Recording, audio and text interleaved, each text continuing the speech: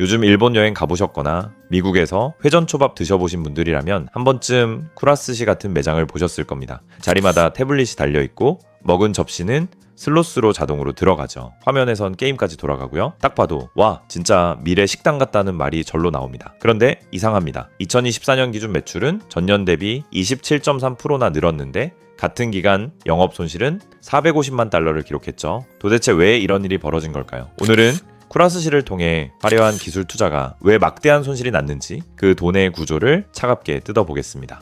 시계를 1977년으로 돌려보겠습니다. 무대는 일본 오사카부 사카이시입니다. 당시 20대 중반이었던 타나카 쿠니히코. 그는 대학 졸업 후 식초 회사인 타마노이 식초에서 일하던 영업직 출신이었습니다. 초밥장인 출신은 아니었지만 현장에서 초밥 업계를 지켜보며 사업 기회를 봤던 인물이었죠. 그가 품은 생각은 단순했습니다. 초밥을 더 많은 사람이 부담 없이 먹게 만들 수 없을까? 당시 초밥은 여전히 비싸고 특별한 음식이라는 인식이 강했습니다.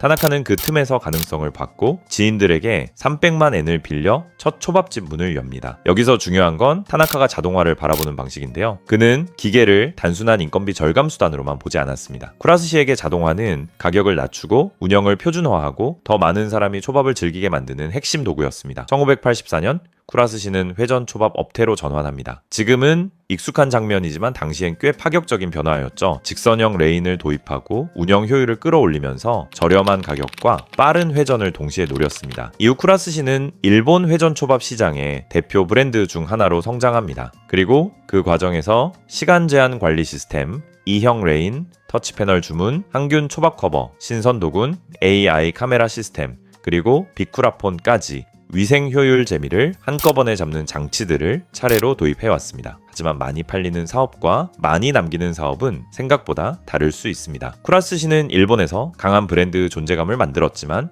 수익 구조는 생각보다 얇았습니다. 초저가 박리담의 대량 회전, 손님을 모으는 데는 강한 공식이었지만 한 접시에서 남는 이익은 제한적이었고요.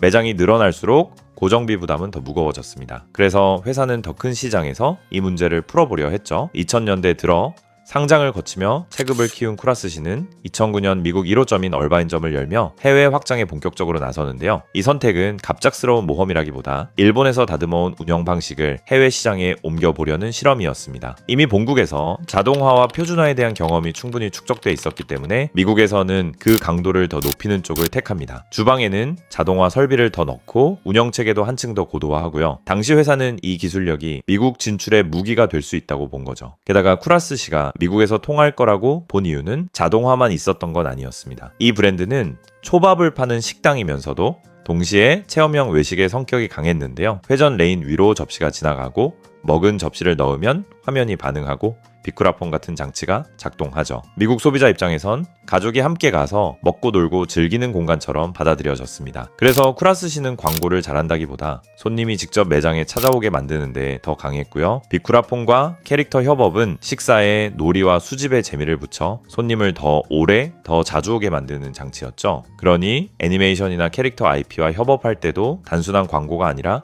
팬이면 직접 가봐야 하는 이벤트가 돼버렸습니다. 그런데 여기서부터 문제가 꼬이기 시작합니다. 기술은 화려했지만 그 화려함이 곧바로 수익으로 이어지진 않았습니다. 2019년 쿠라스시 미국은 나스닥에 상장하며 약 4,060만 달러를 조달합니다. 표면적으로는 보면 미국 확장을 위한 자금을 확보한 것처럼 보였는데요. 문제는 돈이 들어왔다는 사실보다 그 돈을 누가 부담하고 누가 통제하느냐에 있었습니다. 일본 모기업은 미국 법인에 대한 과반을 훨씬 넘는 통제력을 유지한 채 확장에 필요한 자금은 현지 시장에서 조달하는 방식을 택했습니다. 여기에 가맹이 아닌 직영 중심 운영까지 겹쳤고요. 직영은 브랜드 관리에는 유리합니다. 대신 점포를 늘릴수록 투자 부담도 본사가 직접 짊어져야 합니다. 이는 충격을 흡수해줄 가맹점주라는 방파제가 없다는 뜻이죠.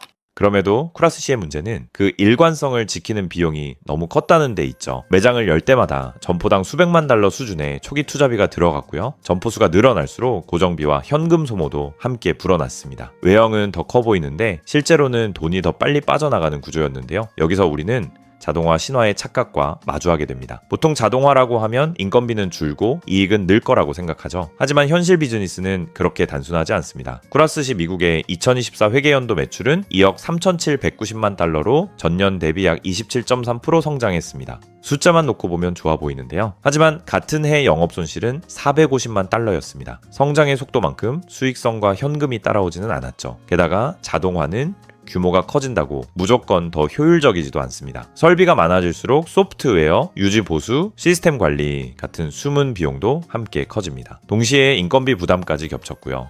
일부 분기 기준 매출 대비 노동비 비중은 29.2%에서 32.3%로 높아졌습니다. 회사는 그 배경으로 임금 상승과 신규 점포 오픈 전 인건비 증가를 언급했죠. 기계가 들어왔다라고 해서 사람 비용이 곧바로 사라진 건 아니었는데요. 어떤 시기에는 기계 비용과 인건비를 동시에 떠안아야 하는 구조였고요. 그리고 2023년 나고야의 쿠라스시 매장에서 이른바 스시 테러 사건이 벌어집니다. 민폐 영상이 SNS로 퍼지면서 회전 초밥 시스템의 위생 신뢰에도 큰 타격이 갔습니다. 회사는 이후 AI 카메라 시스템을 전 점포에 도입하며 고객 불안을 줄이고 회전 초밥 문화를 지키겠다고 밝혔죠. 이렇게 초기 투자 부담 쉽게 꺾이지 않는 인건비 그리고 위생 신뢰의 리스크가 한 시기에 겹치며 쿠라스시의 구조를 더 무겁게 만들었습니다. 시장도 이 한계를 눈치채고 반응했는데요. 2025년 회계연도 1분기엔 회사가 약 6,440만 달러 규모의 후속 공모를 마쳤고 공모 발표 직후 주가도 약세를 보였습니다. 성장을 위한 투자금이 미국 시장에서는 점점 부담으로 읽히기 시작한 것이죠. 이 차이는 최근 숫자에서도 다시 확인되는데요. 2024년 연간 기준으로 보면 쿠라스시 미국은 매출 2.38억 달러를 기록하며 외형 성장은 이어갔습니다. 하지만 수익성 측면에서는 아직 한계를 드러냈는데요. 영업이익은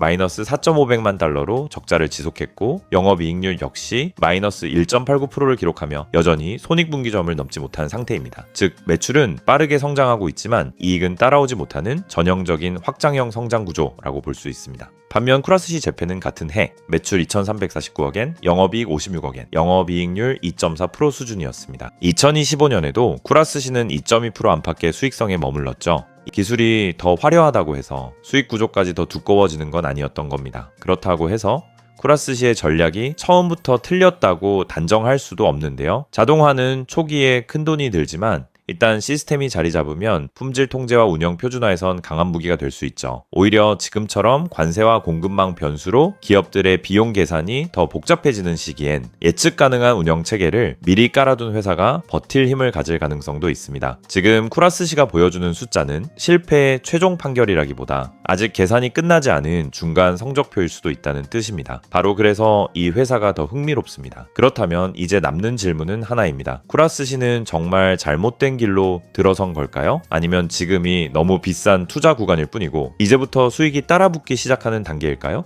이걸 판단하려면 감정이 아니라 앞으로의 숫자를 봐야 합니다. 핵심은 기존 점포가 얼마나 안정적으로 돈을 버느냐인데요. 새 매장을 계속 여는 것보다 더 먼저 봐야 할 건 이미 있는 매장이 꾸준히 이익을 내고 있는지입니다. 그리고 신규 점포의 투자 회수 속도도 봐야 합니다. 점포 하나를 열 때 수십억 원대 돈이 들어간다면 그 매장이 얼마나 빨리 손익분기점을 넘느냐가 핵심이겠죠. 또 하나 중요한 건 영업 현금 흐름입니다. 매출은 늘어도 현금이 남지 않으면 그 성장은 오래 버티기 어렵습니다. 쿠라스시의 미래를 가를 건 로봇이 얼마나 많으냐가 아닙니다. 그 로봇이 실제로 돈을 만들어내느냐죠. 만약 앞으로 기존 점포가 버텨주고 신규 점포 투자 회수 속도가 빨라지고 현금 흐름까지 안정되기 시작한다면 지금의 적자는 길었던 투자 구간으로 해석될 수 있습니다. 반대로 자동화 설비를 그렇게 깔아놓고도 수익성과 현금 흐름이 계속 흔들린다면 시장은 이 모델을 생각보다 훨씬 비싸고 무거운 구조로 보기 시작할 겁니다. 쿠라스시의 진짜 승부는